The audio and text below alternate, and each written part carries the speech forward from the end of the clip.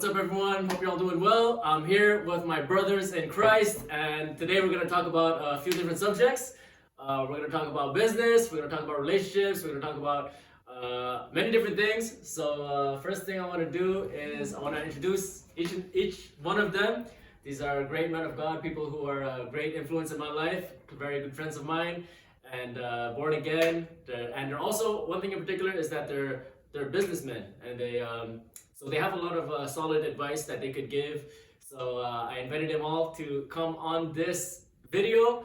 So I guess I'll just ask you guys all to introduce yourselves, say your name, and maybe say a little bit like what you do and anything, like something about yourselves. So let's start with Mike. So my name is Mike Furman. I'm an entrepreneur. Basically, what I do, I'm in the advertising field, and I do something we call inbound marketing. So if you want to know how to increase your traffic, or if you got a website, I'm the right guy. All right. I feel like competition right there. I'm in the same field. It's been 10 years. I'm in marketing. So I'm still doing marketing consultant I partner with few people to do the marketing. But my main thing right now, I bought a company not long time ago, and I'm running an e-commerce business, and this is it. Okay, cool. Mitch. My name is Mitch Barthelemy, and I'm in real estate, in brokerage and management, and I love Jesus, Man. and happy to be with you guys. Amen.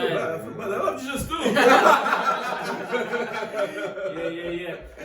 So this is really like not scripted at all, but a lot of times like behind the scenes we'll have like really good conversations and like very productive conversations, and like I learned a lot from these guys, and so I wanted to like kind of like film the type of conversations that we have, because I feel like a lot of people could benefit from it, you know. And one of the questions that I asked you guys questions about business, and I would like you guys to share a bit, like more particularly for young Christian men that are looking maybe for advice in whatever area in their life. So I guess the first question I could ask is like, as Christian men, right? What advice could you give for young men that are, I guess, trying to be like successful in life? I don't know if that's too general of a question, but yeah. So I'll let whoever wants to go ahead and answer that. I'll let you start, Stefan. So I would tell what's come top of my mind: be bold, faith over fear. I think if you're a young man, be able to act in uncomfortable way can be something like can be an advantage, and in all aspect of life. Because starting a business, you have to be bold, you have to have faith, and all those things. So this is what I can say right away off the top of my mind. Okay. Anyone want to add on to that? Yeah, I could say that one important thing is to have a vision, and sometimes having a vision doesn't feel really like something that's taking you anywhere, but it's very important. And writing the vision down is something very important too, because sometimes we might get to a point where it gets so hard, or it's so difficult, or it's so cloudy that just being able to read it and remember that this is the vision where I'm going, this is what I want to accomplish. It's definitely going to help a lot. And once this vision is kind of clear,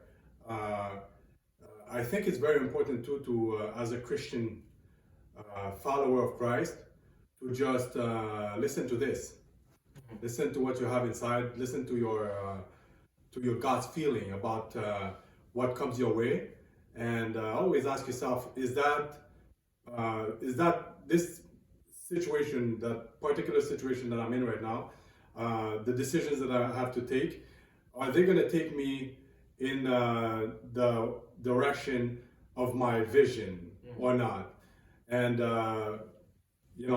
God speaks and God gives direction, and so I think it's a very important thing to just listen to the voice of God, listen to what God is putting on your heart, and go with that vision. Go with what you're feeling, because it's going to take you toward the vision that God is putting on your heart. Okay. I have a question for you related to what you were saying. Because a lot of people, they wait for that vision before starting. Whereas other people will just start and then allow God to kind of work with them as they're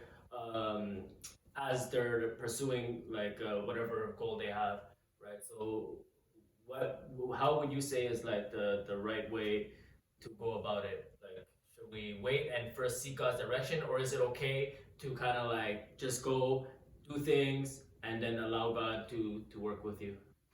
Well, I think that God is the vision that God is going to give you is going to be in sync with the talents and the abilities that you have as a person. And so sometimes it might feel difficult to know what exactly is my vision, but what your vision is, but it's linked to your strength. And if you can identify what your strengths are, if you're more like an artist, or if you're more into business, or if you're more into marketing and stuff like that, the field of expertise that you feel the most comfortable is, it's most likely going to be where your vision is going to be, the vision that you're going to receive. Okay. You want to add anything, Brother Mike? So basically, I agree with what Mitch just mentioned. The great thing about God gives everyone like a gift. Yeah. And when you are working toward your gift, what's going to happen is basically you need to, first of all, you need to trust God. You need to have a relationship. You need to pray about your gift and how can you use it into the business that you're going to start to develop. So I think that's something that's very important, but basically that's how I see it. Okay. Yes. And so you guys believe like business is it's like a gift to get into like entrepreneurship, like financial freedom. Do you think like anybody could do it, or do you think like it's only like specific people that God has chosen? About entrepreneurship? Yeah, entrepreneurship. Because entrepreneurship. To be honest, I feel like when God created everything in the beginning, I think everybody was an entrepreneur. Okay. Because no one has a job. Like somebody was a farmer, somebody was you have to do chase. So it's the area we are right now. The system make now you work for someone else, but that's kind of new. Okay. I feel like when the hurt started, was more people that was self-feeding by themselves. Right. So this is what I think. So to answer your question, I think nobody's called to be maybe great, like making zillions of dollars. Right. But everyone can make $1 million. $1 million? Yeah. Wow. I believe that. Okay. There's a quote that I remember the man of God said. He said, true, what did he say? He said, true prosperity is not necessarily having a whole bunch of money, right? Because you could have a whole bunch of money and still be a slave to the system. But true prosperity is being free to do what God has called you to do. And I think entrepreneurship allows that, because what's the difference of entrepreneurship and like working like a regular job, I guess, like within the system? What is the difference? But if I talk is just entrepreneur, you take your own responsibility. When you're an entrepreneur, you take the ownership of your finance. Yeah. And when you work to somebody else, I don't say don't take ownership, but is the ownership is to someone else. Right. Exactly. You have a control. Right. Yeah. Right. You have that person have a control. Okay. Yeah, and it's also being in charge of your own life, being in charge of your own income, and being in charge of your own vocation in life. And you're the one who have to find a way to wake up in the morning. Like there's no boss that's gonna expect you to come in, or and you're the one who you have to make your own schedule, make your own strategies. You're not gonna like get to the office and you have a to-do list. You have to do your own to-do list. Okay. So it puts you in charge. Yeah. It demands a lot of self-discipline. Yeah. And a lot of focus, and you don't have, you can do mistake, but I mean, if you work for someone well, if you work for somebody else, you can kind of money will come in no matter what until we fire you. Right. But as an entrepreneur, if you don't do what you have to do, nothing's coming in. Okay. It's a lot more pressure. Yeah. And you have to be more patient too, because the money might not start coming in the second week after you start. Yeah, that's true too. Okay. That's true. That's a super thing important, because that's a huge mental shift. Because when you work for someone, I do something and I get paid, and it's not different like a dog, or like it's kind of addiction. Like, I mean, I don't say it in a bad way, but you just be wired to, I do something. Self gratification is super short. Yeah. I work, I get something. Right. But as an entrepreneur, you can work 6 months, Yeah. but you get nothing. Okay. But you have a big day the next day after. And basically, I like what Stefan just mentioned, because sometimes as an entrepreneur, you can work 100 hours, you don't have nothing. You can work 500 hours, you don't even gonna receive nothing. Could go to 1,000, 2,000, 5,000, but you know what? Maybe the 8 or 10,000 hours in 1 minute could basically, after all of this hard work, Cover up all. it's gonna pay off everything, Okay. you know? And something like I said, it's not about how you start, it's more about how you finish. So this is like a journey that basically every day, and you're learning. And the great thing is every day you're learning about yourself, you know? So I think that's advice that we can give to every entrepreneur, because we live in a society, I call it the microwave society, where everybody wants everything fast. But if you want to build like a real and solid business, you need to understand the principle of the Bible, you understand? And use those kind of principles, so those principles can help you become successful in any venture that you're gonna go in. Yeah. And what I can tell also in the Bible, God refer often Christian as soldiers and farmers, like I said. You know, the kingdom of God is a lot about seed, growing, but when you plant a seed and when you get the fruits, it's really came 2 different seasons. So we need to, as an entrepreneur, is the fruits and the seed can be different seasons. Right. But when you work for someone, you have everything in the same season. Right. Another thing well, you can correct me if I'm wrong. I think if you're working like for someone, it's like sometimes it's like no matter how hard you work, you're still gonna get the same pay, right? Okay. So it's as if like your income is like capped. There's only like a certain limit, but entrepreneurship is like it's unlimited because it's all up to you. It's all up to your own like work ethic or like the effort that you put in. And so there's no really like a cap of how much. But you need to understand that, because what is this transaction? Because the cap is about the transaction. And what's the most important thing in life is time. And as an employee, you're selling time for money, but you don't have unlimited supply of time. Right. So that's why you have as a cap. But an entrepreneur, it's putting time, but it's not necessarily selling his time for money.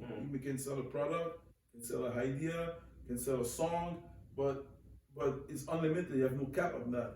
So you can, if you sell a product, you can sell 5, 10,000, a million product, but it's unlimited. So this is what the difference. What you said. Okay. Yeah. Got you. Another advantage I see too to being an entrepreneur is that it's like a ministry that God gives you, where what you do in your business can be like a platform that God is using to reach souls and to help people, and it gives you the opportunity to help people in different ways, either by giving or by helping, but also by like offering a job to someone who can't find a job, or help somebody else develop a skill that they have, and they need an environment to be able to develop that skill. So there's so many ways, and it's also an opportunity to talk about Jesus. Amen. And I have a story for that. A man of God. He's a real disciple of Jesus, and I think he owned a farm today, and I think he was doing bread, something like that. And one day he said, I think he was thinking about closing that business for God, and he heard the word of God. He said, "Hey, I'm the one who gave it to you. This is my gift." And it was that business was part of the plan of God. Right. So I really think like it's a vehicle. It's a vehicle. Yeah. That can be a vehicle for the kingdom of God. Amen. What are some dangers of like being ambitious and being successful financially, having financial freedom, and getting into this journey of entrepreneurship? What are some dangers? One danger that I see is falling into a comfort zone. So let's say after a while, your business is going well, you're starting to make a certain amount of income, and then it becomes so easy to just operate the business at that level, and you stop developing. You stop developing to take your business to another level, and so I think it's dangerous because I think when you stop developing, when you stop going forward, at some point you're going to start going backward. So I think it's something that somebody has to be careful about. Okay. And how do you like make sure that your relationship with God like stays strong as you're working as an entrepreneur? How do you make sure like it doesn't get in the way of your relationship with God, like whether it's your prayer life or even your heart, because even the love of money is a temptation, and the Bible does give us warnings about that, right? So how do you guys? It's making me laugh when you say that. Sorry, Mike. No, go ahead. Because actually, being an entrepreneur is the one thing that makes you depend on God the most in life. Okay. That's so true. Yeah, because you have no security, and you have no guarantee for anything, unless God blesses you, Right. and He gives you the right ideas and the right decisions that help you to make the right decisions. Okay. You're not gonna make it. Wow. It really makes you depend on God with all your life. And Okay. what I was saying about principle, like one of the principle is faith, because like he said, when you start a business, at first, yes, you can have the vision, you know what kind of business that you're gonna be able to develop, but in the meantime, sometimes there's some insecurity, So sometimes you have to go back into the prayer and say, God, is it the right decision? Is it? And you have to put your faith at 100% to God so He can guide you. He can give you the vision. He can give you the mission. How there's some situation, how are you going to deal toward those situations? So like like he said, but in the meantime, this is true. Sometimes you have to be careful because you always have to put God into the first position, no matter what. Because if you're starting to make money, and this is something I always like to say, is some people they like money. Me, I don't like money. I like when the money work for me. Two different things. You understand what I mean? So, like another thing, if God bless you with the money, you can use this money for the kingdom of God and be able to create like an empire, you know. So basically, for the kingdom of God. So this is the goal. Okay. That's how I see it. Okay. Okay. For people like maybe some people are like really new to this subject, what advice would you give them on how to get started? You know, because like there's like so many different businesses, so many different ways to get into business. Business in itself is a very broad term. So maybe people like have no idea like where to start. Is there particular fields that are like easier to start with, or like what clear action steps could you give to someone who wants to start? My answer for me for them is very simple, because there's some people they're gonna say, you know what, there's money in real estate, there's money in stock market, there's money in this field. But what I'm gonna say is, first of all, you have to know what is your passion. I think that's the most important thing, because when you're creating a business, you need to think that you're not gonna work like 8 hours. In the beginning, it's gonna require a lot of time. So in the meantime, in the beginning, it might take 12 to 14 to 60 hours a day. So you need to do something that you really like, something that you're very passionate about what you're gonna do. Yeah.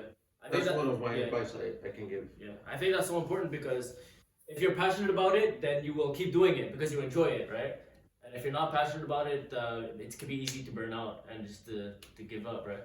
Yeah, one important thing I think also is that going into business, if you're going to be like deciding what field of business you want to go into, make sure that you know people that are in the same field of business that can help you as you're starting to like guide you or help you if you get to a point where you're stuck, and make sure you know about that field of business like really a lot. Say for example somebody wants to go into a bakery business. Well, go work for bakery first, you know.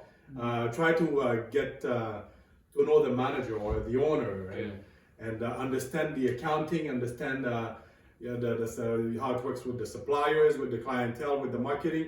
And once you know that, you understand that and you master it, then you're more equipped and you have a contact that you can go to if you're in trouble. Okay. So you would say it's like very important to network and surround yourself with the people that are already involved in that field. That's right. Okay. Me, I will go even simpler. If you find one person and you see what that person do is ahead of you and he succeed, and just model him. Model him, and even you don't understand. If in his business he's doing that and he's doing that, do that and do that. Okay. Just don't think. Okay. Don't try to add something. Just modeling. And if you model someone who's already successful and he can take his own action, I think you will able to break through. Okay. After you can do your own style. Okay.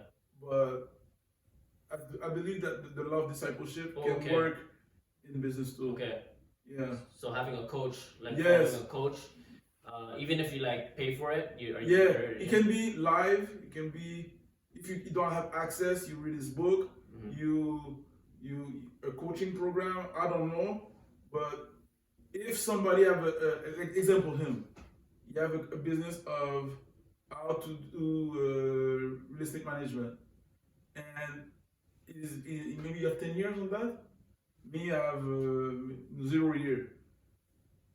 I just do what he said me to do and be with him modeling him, Mhm. and eventually I will be good at him and So it's important to find like a mentor. yeah. Yeah, it's make things more easier. Makes sense. It's make things more easier, and not 10-20, because if you good at real estate, you give your advice. You in marketing, you give advice, Mhm. and I try to follow both of you. I will be more confused because the advice can be different, but because you are two different fields.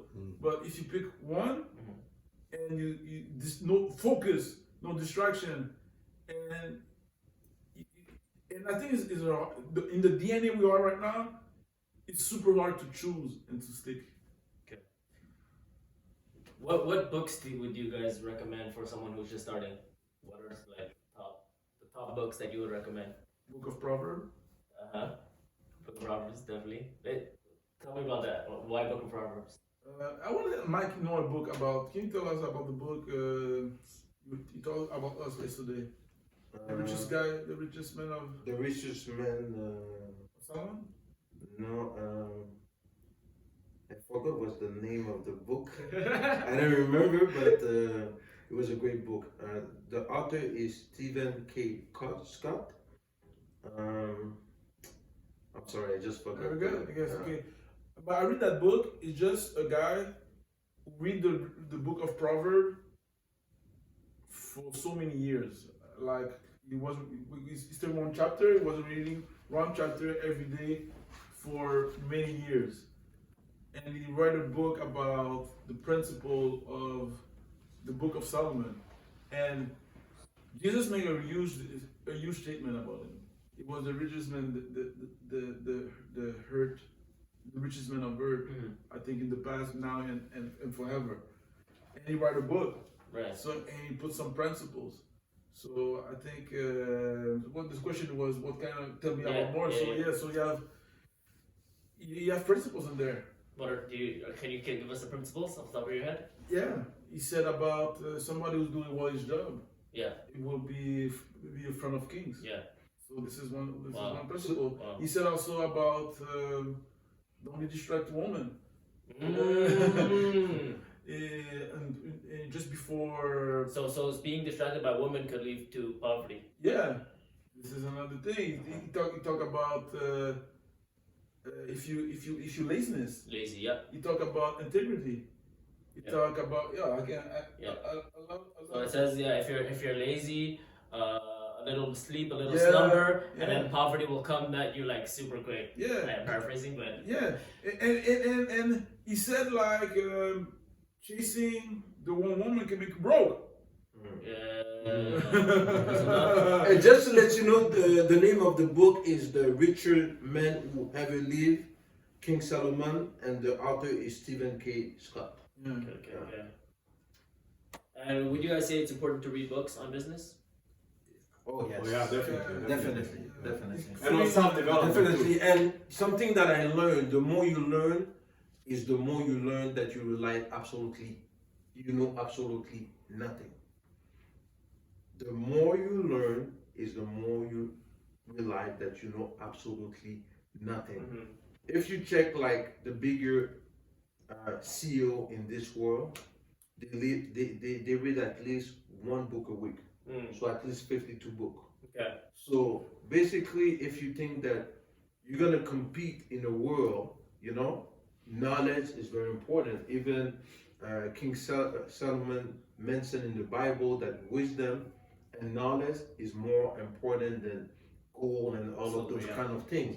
So I don't know. For me, why book is so important is an unfair advantage. Why?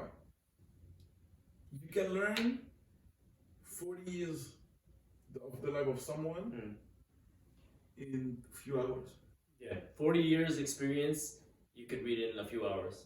Like someone has 40 years of experience, they'll condense it in a book, and you have access to that book. Yeah. So if you don't read books, if you read and you pick the right minds, this is an unfair advantage. Like So that's why reading biographies is so important. Oh, yeah, biographies. Yeah, biographies of people that accomplished amazing things in life. because sometimes even if it's not in the specific field that you are, but the character. You're gonna learn from the character. You're gonna learn from the strategies. You're Okay. gonna learn from the personality. Okay. And one that I recommend is the biography of Peter J. Daniels. Okay.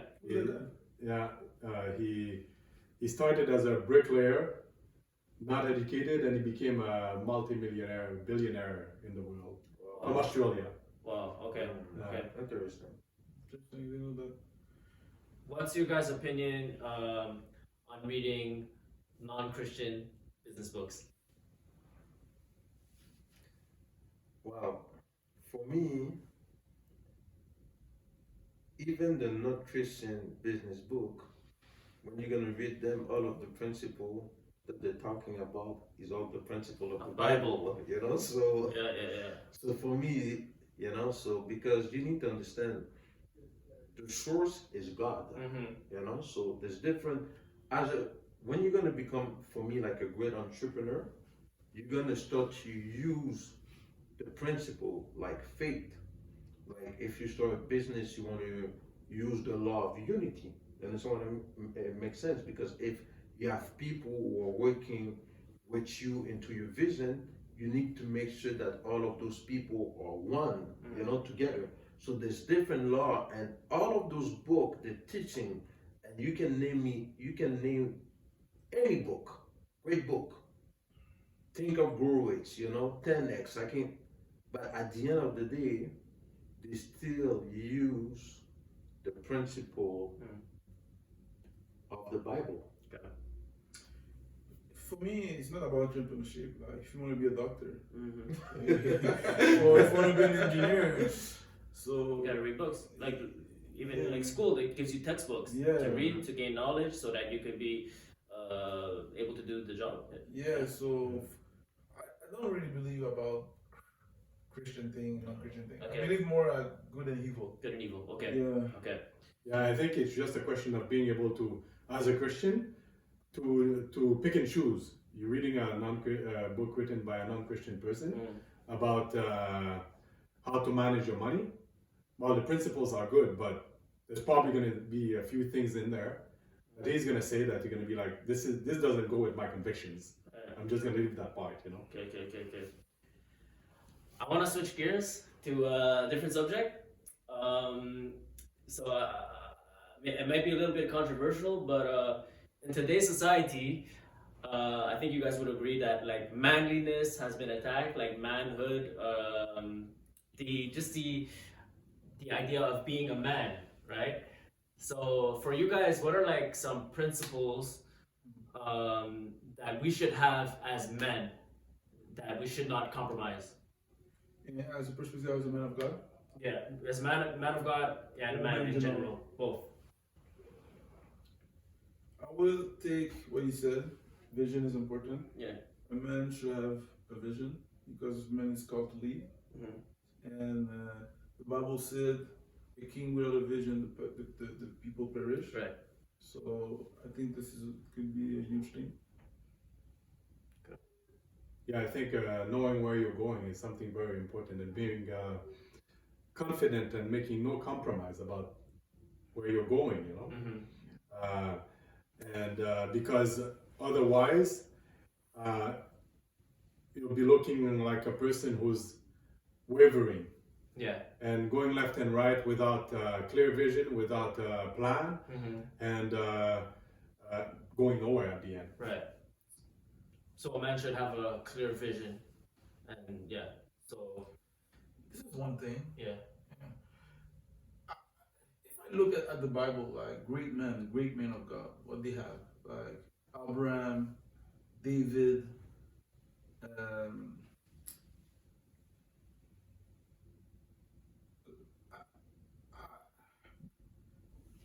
what they are the quality? I believe that it was those guys. Yeah, they have a vision. They were bold. They were able to provide. They were kind of even like fighters, you know. So I just believe like maybe the society tried to make the man kind of weak, maybe like Yeah. peace and love. Yeah. But I think the virality should come back. The what? Velocity? No, être viril. Viril. Is that like alpha No. male? Kind of. Yeah. Like manly? Yeah. Yeah. Like warrior. Yeah. Yeah. Because throughout history, men fought battles. Yeah. Men led wars. Men like they were leaders. They were strong. Yeah. Right. Or like I said in the beginning, men go to à la chasse. Men go. They hunt. They hunt. So I don't say we have to go back to a hunt, but like I don't know, man. Don't be fear of danger. Like Take risks. Be Yeah. brave. Be strong. Lead by example. And that's the kind of man that a woman wants, right? That's how they're wired. They're looking for someone with whom they could feel secure, feel protected, right? And I feel like in today's society, it's like that the idea of being a manly man is like it's like so diluted, or it's like being attacked, where like they're trying to teach us to be more feminine and like not lead, and you know their whole feminism movement and all that. I tell you on the camera that agenda is from the devil, man. Yeah. To put feminine on men, Yeah, I really not agree with that. right. But I know it's controversial. But I don't know why you have some thought on that. Yeah, no, definitely. It's one thing that God, He said, I made man in my image, to be a creator, to be a provider, to be the one, Dominate. When you say multiply and dominate. yeah, dominate the earth, you know. But also with love. I mean, you know, talking about women. I mean, dominating doesn't mean that you have to dominate a woman, Yeah, and that she has to be A slave? like a slave. You know, Right. it's the opposite. I mean, Right. it's a very heavy responsibility God gave a man to be the one who is in charge of the woman. Yeah. It's a responsibility to be taken very seriously. Right. And so it's not something negative. It's actually something beautiful, powerful, and that pleases God. You know. Right. So, I mean, there's so many things in the society that we live in right now that are contrary to that. Like, if a man is too manly, well, if a man is, sometimes a man will try to be not manly so that it will not point the finger at him and say, "Oh, he is too manly," you know. So he'll try to act more nicely and feminine way, you know. Yeah. It's true. So let's stay on the topic of relationships, because I think I know many women are interested in knowing the perspective of a man. I know a lot of women, they want to understand men. So what would you say men look for in a woman? Like, we had a conversation at the restaurant where we thought we were all asking each other, what do we think women prioritize when they're looking for a man? What they don't look like, or what they Wait, actually look I'm like? wait. What they look for, or Yeah, what they yeah. don't look Like what a man want is looking for. Right. No, okay, yeah. The conversation was more about like the perspective of women, but the question I'm asking you is, what does a man look for in a woman or in a potential spouse or potential wife? Well, I cannot speak for every man, but I can say the first thing is I feel like my future girlfriend or wife, first of all, she's gonna be like my best friend. Meaning that if there's anything or if there's any situation, she's always gonna have my back. And I think that's very important. It doesn't matter like how much money that she's making or anything else, but for me, the way I see it is we became like one. We became like a team. We worked together, you know. And I remember I had one friend, and he was always saying that a woman is like an elevator. the same way she can elevate you, the same way she can destroy you. So it's very important to choose the right woman that is going to be on your life. And you know, there's some women, okay, and I don't want to sound rude or anything else, but we live in a society where it's me, myself, and I. The us is not there anymore, you know. So you want to make sure that you're going to choose a woman if there's going to be tough period, because there's still, no matter what, there's still going to be tough period. This woman, she's going to stay there. Do this woman, she give you like the motivation. You know, there's some women, I'm going to give you an example, Andrew, you know. You're going to a tough period in your life, and she's going to be, you know what, I don't know why, but God is going to give you the strength, and you know what, you're going to be able to resolve this situation. So I think that's the kind of woman that myself, I'm looking for, a woman that she's going to love me, I'm going to love her, we're going to be a team together, and like I said, sky is the limit after that. Okay. So that's my answer. So you value like a woman who will like always be there for you no matter what. No matter what. matter And what. it's not only, there's some women they think is only about beauty and no, that's not true. Yes, attraction count, but another thing that's very important is personality. There's some women, they got the kind of personality that you just speak with them, you just want to laugh. There's other women, no offense, even if you have a good news, they're gonna be like, what's going on? There's one word, we call it drama queen or anything else, but there's some girl, they just love drama. You understand what I mean? Yeah. And there's some guy, they like drama, but me on my side, I'm not that kind. I'm more looking for a woman that we're gonna become a team, and we can work its goal. You know, she's gonna be there for my dream, and I'm gonna be there to support her for her dream. So you value personality more than physical appearance? I think both. It's a mix. What do you say, 50-50? I could well, it depends. It's really case by case, because sometimes you're gonna meet a very attractive woman, but the personality is like, you're like, you know what? Yes, she's cute, but you know what? And you're gonna meet another woman. She's still like a nice woman. She's not as beautiful as the other woman, but she got that kind of personality that you can talk hours over the phone with her. You know, she's gonna make you laugh, and there's gonna be a flow, and she's gonna think long term. You know, the same way that Obama had Michelle. You understand?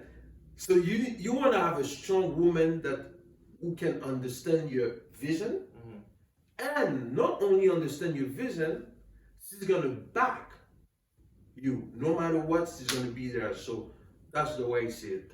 Okay. So yeah, we value personality for sure, but if we're honest, physical appearance, men are visual, right? So we also value physical appearance. So I don't want like women to look at this and be like, physical appearance don't matter, so therefore I'll not take care of myself, I'll not like go to the gym. So what do you guys have to say about that? Go ahead. Yeah, no, I think all throughout life, a man is gonna be looking at his woman, you know, and it's gonna make an effect on him, on whether he appreciates his physical appearance or not. And I think it's also his responsibility to help her or guide her into having the kind of physical appearance that that pleases him, you know. Whether it's when you know, after a month of